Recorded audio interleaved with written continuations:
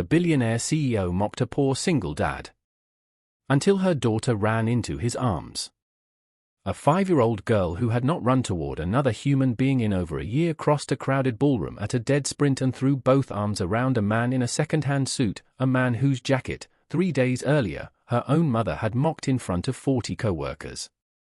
The room went quiet. Waiters stopped mid-step. Somewhere near the dessert table, a woman named Thessaly Vantreight, who controlled a $12 billion shipping empire and had not been surprised by anything in over a decade, felt the floor tilt beneath her heels. She would spend the rest of her life trying to explain what she felt in that moment, and never quite manage it. This is how it happened. Thessaly Vantreight had built Vantreight Maritime Logistics from a single struggling freight line on Lake Superior into one of the largest privately held shipping companies in the Midwest. She had closed 3 ports and opened 2. She had fired her own uncle in a boardroom without raising her voice. She had learned at 26, standing over her father's casket while men twice her age waited to see if grief would make her soft, that softness was a luxury the market did not reward. So she chose hardness the way other people choose a wardrobe, and she wore it so long she sometimes forgot it wasn't her skin. That hardness had cost her a marriage. It had cost her the version of motherhood she'd pictured as a girl, the one with school pickups and pancake mornings, and given her instead a daughter named Isolde, 5 years old, raised mostly by a gentle, watchful nanny named Odalise in a lake house 40 minutes outside Duluth. Isolde had been born with a rare heart defect. She had also, somewhere in the last year, stopped speaking to almost everyone who wasn't Odalise. Not selective mutism exactly, the specialists used softer words, situational withdrawal, hypervigilance, but the effect was the same. Isolde watched rooms instead of entering them. She trusted almost no one on site. Thessaly told herself this was simply Isolde's temperament. She did not let herself finish the thought that followed, the one about how a child learns not to trust adults who keep disappearing into airports. Terminal 7 was the oldest, least profitable dock in the Vantreight fleet, and Thessaly had flown into Duluth that grey Thursday morning to close it. 41 families depended on that terminal. Thessaly knew the number because her CFO had put it on a slide, right next to a much bigger number labeled projected savings, and she had learned a long time ago which number the market expected her to protect. Callum Ashworth had worked Terminal 7 for 6 years, in a jacket with a torn shoulder seam he kept meaning to replace and boots resold twice. Before that, he had been a marine systems engineer, the kind other engineers quietly admitted was better than they were. Then his wife, Marisol, was diagnosed with an aggressive cancer that took 18 months and every dollar they had, and died on a Tuesday in October. Callum sold the house, moved himself and his 6-year-old daughter, Wren, into a 2-bedroom rental near the harbor, and took a job loading cargo because it paid weekly and didn't ask him to think. 3 years later he was still there. Wren had her mother's dark curls and her father's habit of reading a room before she spoke in it. For weeks now she had been running fevers that came and went for no clear reason, fatigue heavy enough that her pediatrician had ordered blood work that led to a specialist who used the words further evaluation in the exact tone Callum had heard before, in another exam room, about another person he loved. He had not told anyone at the dock. He had not told Wren how frightened he was. He went to work. He came home. He sat by her bed until she slept, and underneath all of it sat a quiet, grinding terror that he was about to lose the last person left in the world who was his. When word went around Terminal 7 that the CEO was flying in to walk the floor before the closure announcement, Callum found himself hoping anyway, because he had spent years training himself not to, and hope had come back uninvited. He had a specific piece of information he believed might save the terminal if she would give him 90 seconds.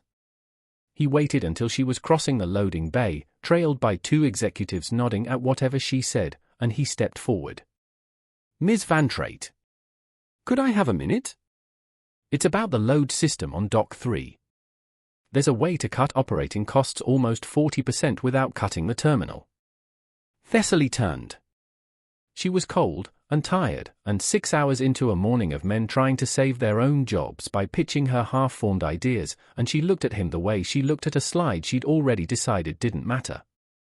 She took in the frayed cuffs, the boots that had clearly seen too many winters, and she made a decision in under 2 seconds that would haunt her for months. "I appreciate the initiative," she said, pitching her voice to carry across the bay, "but I don't take engineering advice from someone whose shirt looks like it's been through the wash 100 times without ever meeting an iron." A couple of the younger executives laughed, nervous, not cruel, but laughter all the same. One of the dock workers near Callum looked at his boots, embarrassed on his behalf. Someone near the back actually clapped once, a mocking little punctuation mark, before catching himself.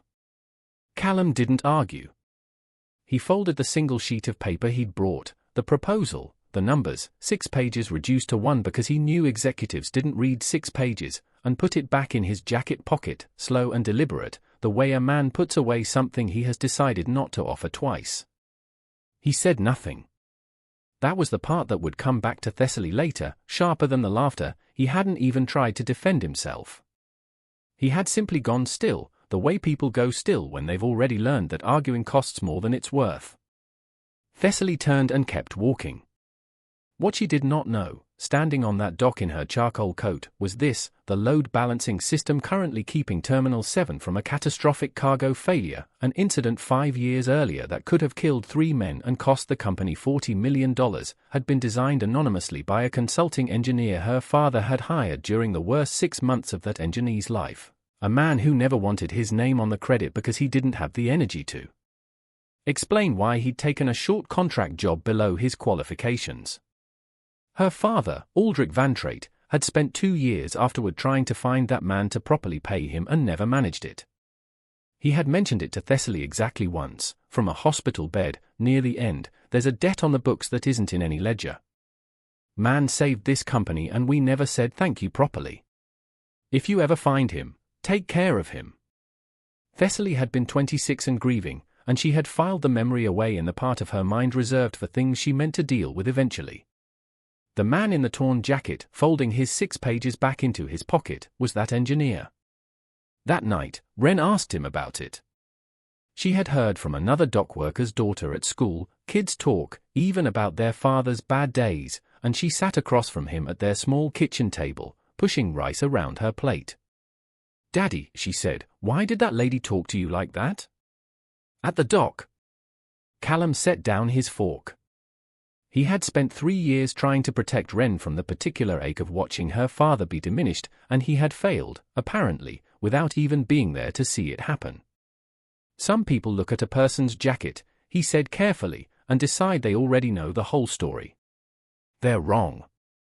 But it still stings when it happens, even to grown-ups." Wren was quiet for a moment, the way she got quiet before saying something that cut closer than she knew. "Are we poor?" she asked. "We don't have a lot of money right now," Callum said. "That's not the same thing as poor." She nodded slowly, the way 6-year-olds nod when they've decided to believe something because their father said it, even if they're not sure yet. Callum lay awake that night longer than usual, turning over the truth he hadn't said out loud to Wren or to anyone. "I wasn't hurt because she mocked my jacket. I was hurt because my daughter is starting to think poor means invisible, and I don't know how to prove to her yet that it doesn't." What Callum also didn't know was that a pediatric cardiologist named Dr. Priyanka Sethi ran a modest assistance fund at North Shore Children's Hospital for families whose insurance ran out before their bills did, a fund quietly financed, for the last 2 years, by an anonymous donor who wired money the same week of every diagnosis update, routed through a foundation with a deliberately boring name. Callum had set it up after selling the last thing he owned worth anything, a small parcel of land his father had left him in Wisconsin, because he had learned exactly how fast a family drowns once the money runs out, and he decided that if he ever had anything again, even a little, it would go somewhere it could stop that from happening to someone else. He gave what he could from his dock paycheck every month. He never asked whose child it went to. That wasn't the point. Dr. Sethi knew who he was.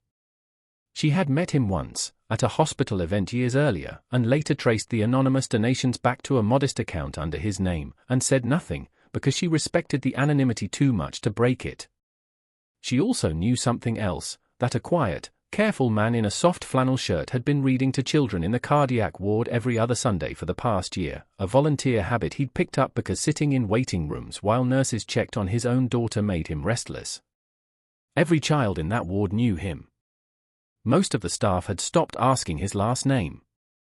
One patient in particular, a 5-year-old with a rare heart defect who almost never spoke to strangers, had made it her personal ritual to save him a seat.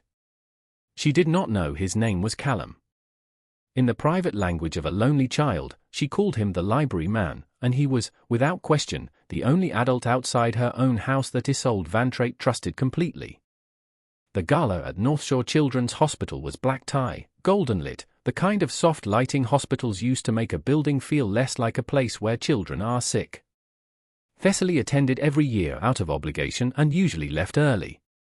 This year, at the development office's request, she brought Isolde, a photograph of the CEO with her own daughter, a girl the hospital had quietly treated for 2 years, would be good for donor morale.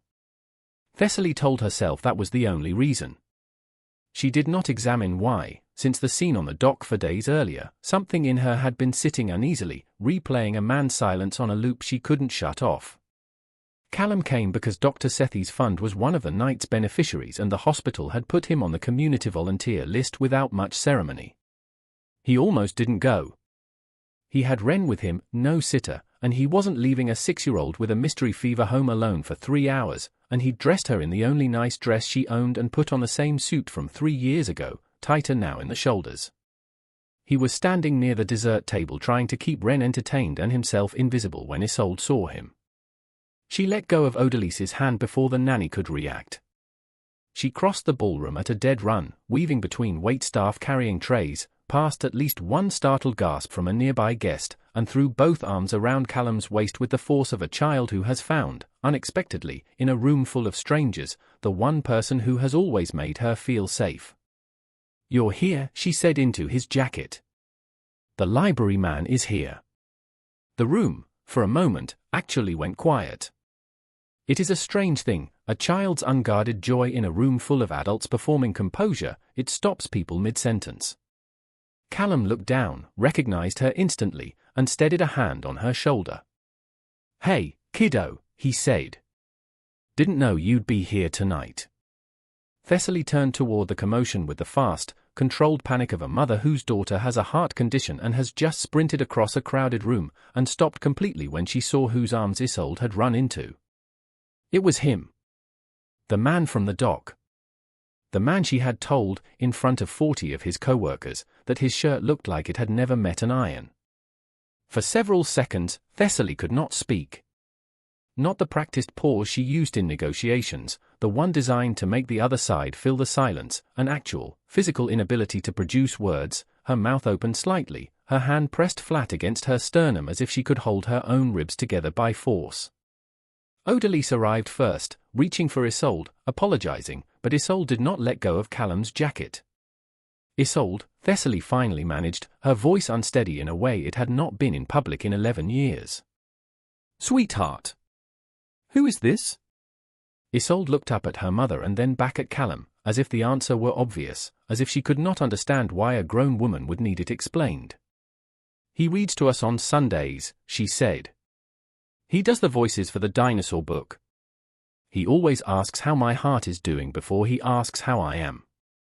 A pause, and then, quieter, the sentence that would end up quoted back to Thessaly in her own head for months, "He's never once looked at me like I was broken." Dr. Sethi, standing near enough to see the whole thing unfold, stepped forward and said quietly, "Ms. Vantreight, may I speak with you for a moment?" They moved a few feet away, near the tall windows overlooking the frozen lake, while Odalise gently coaxed Isolde back and Callum crouched down to reassure Ren, who was watching the strange girl and her stranger mother with quiet, careful attention, the same attention she'd been giving adults ever since the day at the dock, as if she were still trying to work out what kind of world would let someone treat her father that way. "That man," Dr. Sethi said, "is the anonymous donor who has funded the family assistance program in the cardiac unit for almost 2 years. The fund your daughter's care draws from whenever insurance falls short. I only know because I traced it once, out of curiosity, and I never told him. His name is Callum Ashworth." Thessaly felt the ballroom tilt the way rooms do when something reorganizes itself faster than the mind can follow. "That's not possible," she said, though even saying it she understood it was entirely possible, because the man had tried to tell her something on that dock 4 days ago and she had cut him off before the sentence finished. "There's more," Dr. Sethi said, watching her face carefully now. "He used to be a marine engineer. Mentioned it once, years back, before his wife passed and he had to take whatever work paid. I don't know if that means anything to you. Least I could do was put it somewhere it'd actually help. I never asked whose kid it was going to. Didn't need to. You've kept my daughter's care afloat for 2 years, Thessaly said, and read to her every other Sunday, and made her feel less broken than anyone else in her life has managed to, and I stood on a dock in front of your coworkers and told you to iron your shirt. You didn't know, Callum said. Not an excuse for her. Just a fact. That's the part one can't get past, she said. I didn't know because I didn't ask. I've built a career asking the right questions about balance sheets and never once thought to ask the person standing in front of me what his actual story was. She met his eyes. I'm not going to insult you by offering money. I understand that was never what any of this was for. But I want to do something, and I want to do it in front of the same people who watched me humiliate you. I want to make it right where it happened, not privately where it's easy. 9 days later, Vantreight Maritime called a full staff meeting at Terminal 7. Every dock worker, every shift, pulled off the floor for 20 minutes on a Tuesday morning, told only that the CEO had an announcement about the terminal's future. They assumed layoffs. Callum assumed nothing, because Thessaly had told him what she planned to do and he had spent 9 days deciding whether he even wanted to be part of it. Thessaly stood on the same loading bay where she had once dismissed him, no tablet-carrying executives flanking her this time, and told 41 families that Terminal 7 was not closing, that it was being restructured under a newly created engineering division, and that division would be led by a man most of them already knew. 6 days ago, she said, her voice carrying across the same bay where it had once carried mockery, I stood in this exact spot and humiliated a man for the way he was dressed, in front of many of you. I want to say publicly what I should have understood privately. Callum Ashworth is the engineer who designed the load system that has kept this terminal from a catastrophic failure for 5 years. He did that work anonymously, during the worst period of his life, and never once tried to collect what this company owed him for it.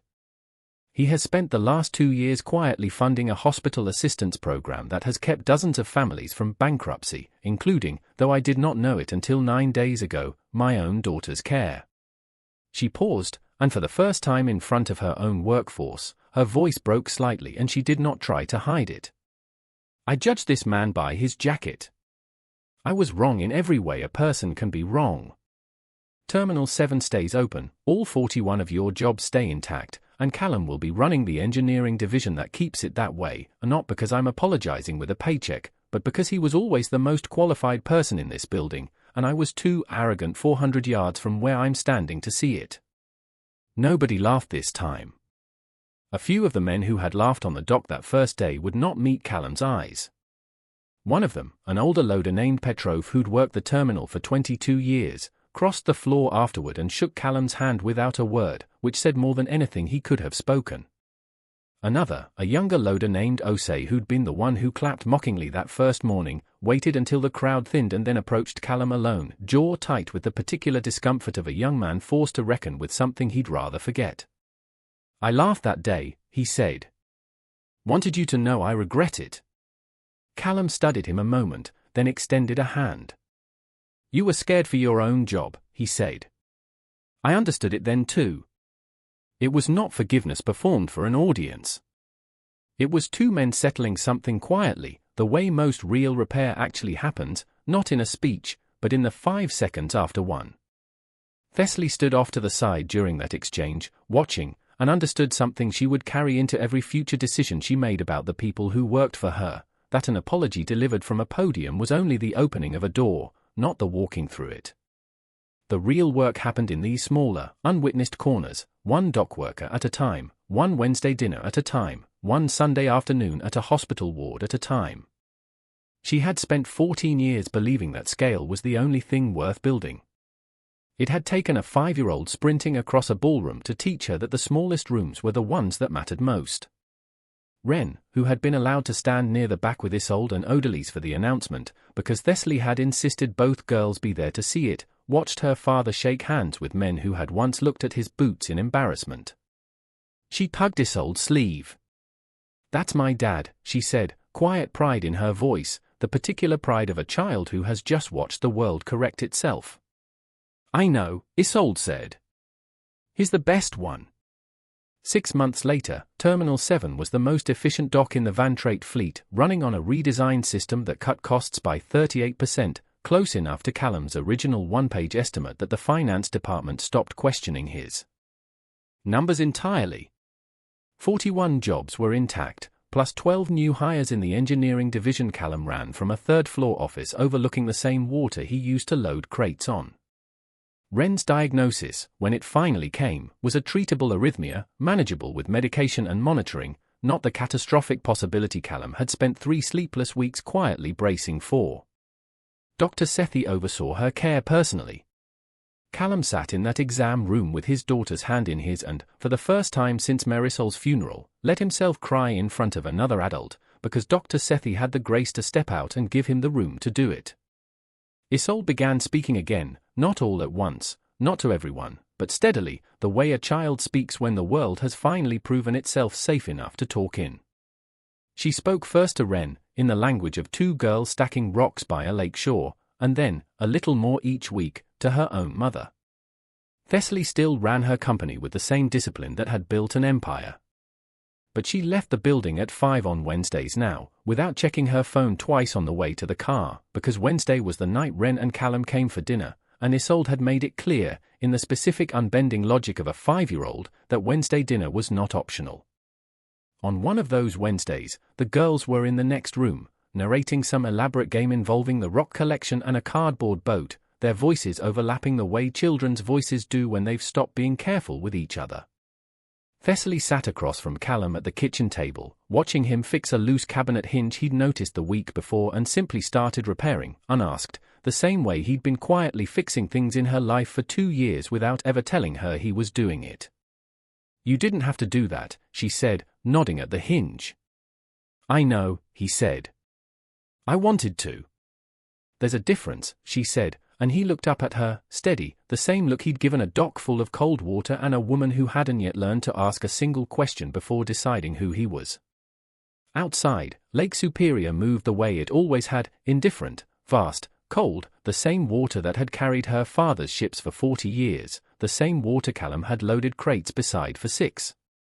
From the next room came the sound of 2 girls arguing happily about who got to be captain of a cardboard boat, one of them speaking freely now, the other one finally home. Neither of them was old enough yet to understand what it had cost to get them both to that kitchen, the mockery, the debt no one wrote down, the anonymous checks, a folded proposal put quietly back into a torn jacket pocket. All they knew was that Wednesdays meant this house, and this table, and the 2 people at it who had learned, the hard way, that you do not get to know someone's whole story by looking at his shirt.